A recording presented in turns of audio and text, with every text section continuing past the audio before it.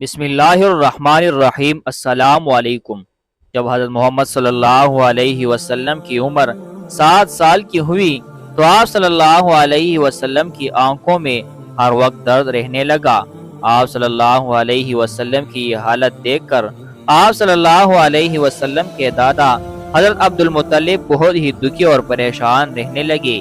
ایک بار ایک شخص نے حضرت عبد المطلب سے کہا کہ آقا آپ پریشان نہ ہو، مکہ شریف کے پاس ہی اوقاس کے بازار میں ایک طبیب رہتا ہے جو کہ بہت زیادہ سیانہ ہے، جو بھی اس کے پاس جاتا ہے اسے شفا ضرور ملتی ہے۔ حضرت عبد المطلب نے اپنے پوتے محمد صلی اللہ علیہ وسلم کو ساتھ لیا اور اس راہب و طبیب کی طرف چل نکلے۔ اس کے مکان پر پہنچے تو لوگ مکہ کے مشہور سردار حضرت عبد المطلب کو دیکھ کر ان کے گرد جمع ہو گئے۔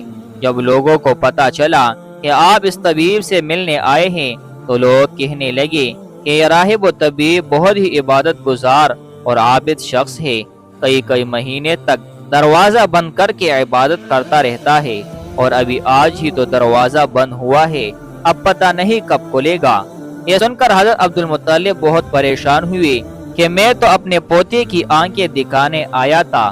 تھوڑی ہی دیر گزری تھی کہ اچانک اس طبیب کا مکان ہلنے لگا جیسے زلزلہ آیا ہو۔ اس زلزلے کی وجہ سے راہب باہر آ گیا۔ جب راہب گھر سے باہر آیا تو اس نے مکہ کے سردار عبد المطلب کو پہچان لیا۔ راہب نے کہا کہ سردار یہاں کیسے آنا ہوا؟ حضرت عبد المطلب نے فرمایا کہ یہ میرا پوتا ہے، اس کی آنکھوں میں بہت ہی درد ہوتی ہے، میں نے سنا ہے کہ آپ علاج کے ساتھ ساتھ دوائی بھی دیتے ہیں جس سے ہر کوئی ٹھیک ہو جاتا ہے، میں اس امید سے آیا ہوں۔ راہب نے جب نبی اکرم صلی اللہ علیہ وسلم کو دیکھا تو دیکھتا ہی رہ گیا تھا۔ وہ گھر گیا، غسل کیا، نئے کپڑے پہنے، خوشبو لگائی، پھر آسمانی کتاب کے کچھ صفحات لیے آپ صلی اللہ علیہ وسلم کے پاس آ کر کھڑا ہو گیا۔ راہب کبھی کتاب کے الفاظ کو دیکھتا اور کبھی آپ صلی اللہ علیہ وسلم کے چہرے انور کو دیکھتا ہی جاتا تھا۔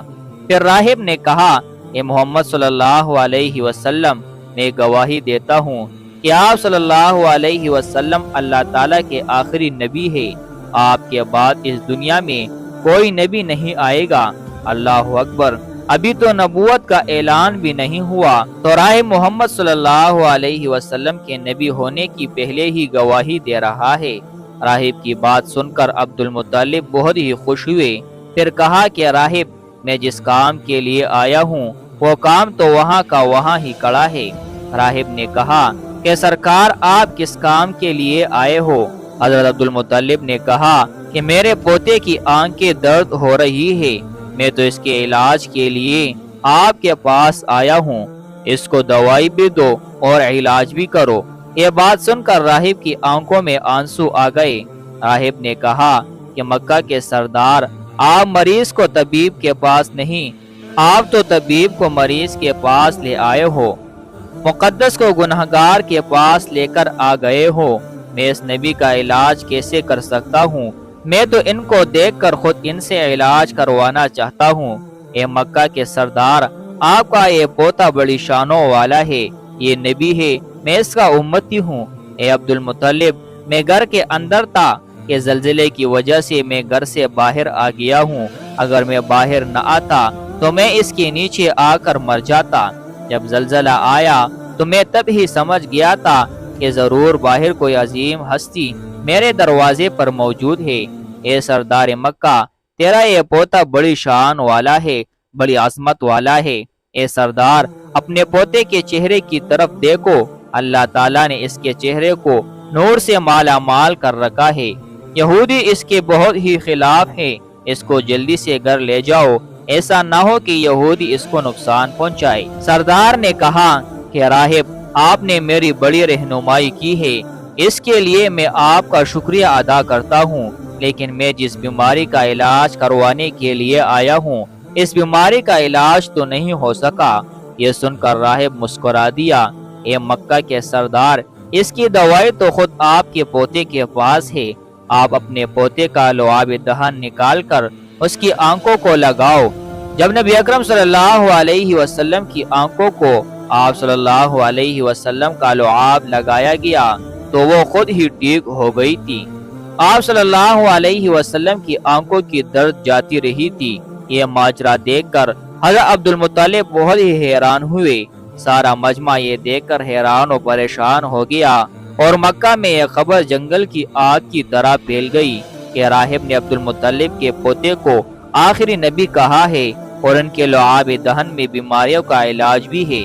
جاتے جاتے حضرت عبد المطلب نے راہب سے پوچھا کہ آپ کون سی دوائی یا دعا دیتے ہیں کہ جس میں اللہ تعالیٰ نے اتنی تاثیر رکھتی ہے؟ راہب مسکرا کر کہا، حضور جب مریض میرے پاس آتا ہے تو میں اللہ تعالیٰ کی بارگاہ میں ہاتھ اٹھا کر کہتا ہوں، یا اللہ تجھے آخری نبی کی عظمت کی قسم، تجھے اس کے پیار کا واسطہ، اس کے محبوب کا واسطہ اس بیمار کو شفا دے دے۔ پھر میں مریض پر دوائی دیتا ہوں تو اللہ تعالیٰ ہر بیمار کو شفا دیتا ہے۔ اے اللہ پاک، تمام مریضوں کو حضور اکرم صلی اللہ علیہ وسلم اور ان کی آل و اولاد کے صدقے سے شفائے کاملہ عطا فرما۔ پیارے دوستو، کمنٹ باکس میں اللہ تعالیٰ کے 99 ناموں میں سے ایک نام ضرور ٹائپ کریں۔